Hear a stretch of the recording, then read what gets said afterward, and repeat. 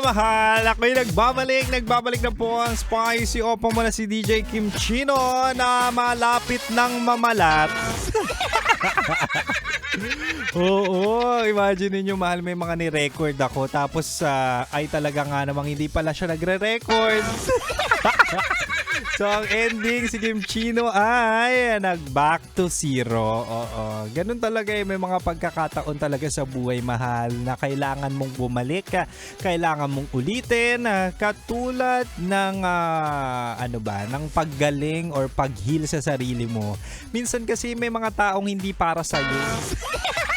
Kaya need mong i-heal yung sarili mo para at least okay ka na kung meron lalandi ulit sa'yo at guguluhin ang buhay mo. Diba? Anyway, balik na tayo sa ating chinitox natin. Usapang pag-ibig mula sa spicy opa mo. At diba nga sabi ko kanina mahal, may mga first date na mangyayari ngayong long weekend. Kasi holiday bukas eh. O, diba? Kaya naman tonight, sa sobrang concern ko na at least maging perfect ang mga first date ng mga naglalandian ngayon. Sabi ko kanina, ibibigay ko ang 3 hindi ideal na venue kapag first date nyo. O, recap na tayo ha. Sabi ko kanina, mahal, una, sa first date, huwag kayo sa bar or club. Bakit? Ang ingay dyan. Diba? At tapos, mahal pa yung mga bilihin dyan. Imagine mo isang bote, 100, sisig, 500. Hindi practical.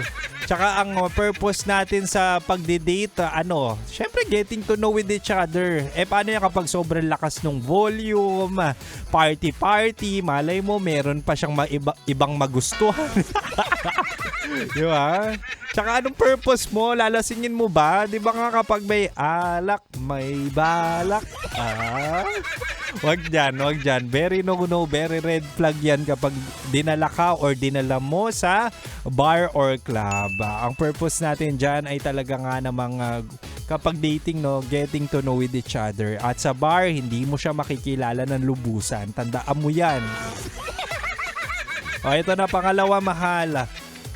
Wag pupunta kapag first date sa mga samgyupan o di kaya mauusok.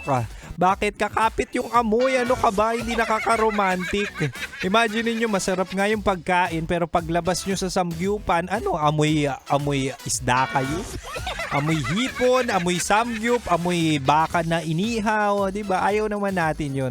Ako personally, na-experience ko na yan dati sa aking nakadate sa nagtra-travel or di kaya ang trabaho niya ay lumilipad sa eroplano. Shoutout sa nakadate kong maling tao. Hoy!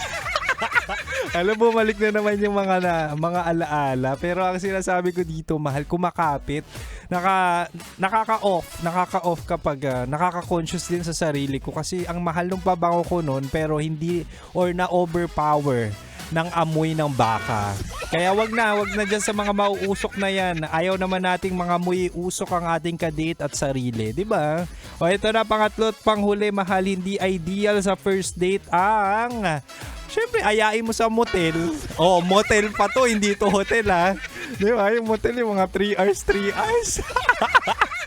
Hoy, dapat date to marry na tayo. Kung i-date nyo, syempre ang purpose natin, papakasalan.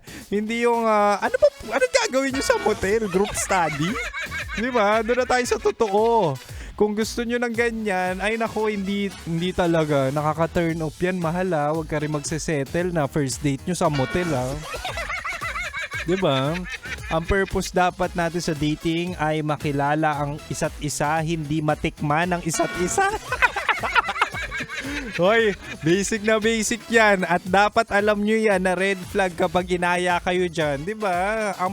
Gusto ko lang talaga sabihin na dapat seryoso na tayo sa buhay. Ang mahal ng gastusin ngayon tapos makikipag-date kayo dun pa sa hindi seryoso. Ang ending, titikman lang kayo. Naku, nanggigigil talaga ako sa mga mahihilig na yan eh.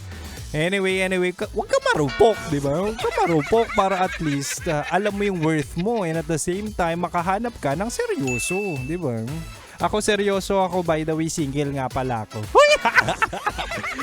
Sige na mahal. Sana makahanap kayo ng tamang tao na talaga nga maaalagaan kayo. But for now, ako sisibat na muna. Huwag kayong mag-alala. Susunod na po sa akin sila Titan Jello at Rocky Terra sa kanilang programang Rocky Secret Files with Jello. Kaya mahal, dito ka lang sa amin. Dito ka lang sa 90.7 Love Radio. Kailangan pa bang i-memorize yan? Basic. Bye, mahal. Happy long weekend. Metro's #1 Love Radio. Basic!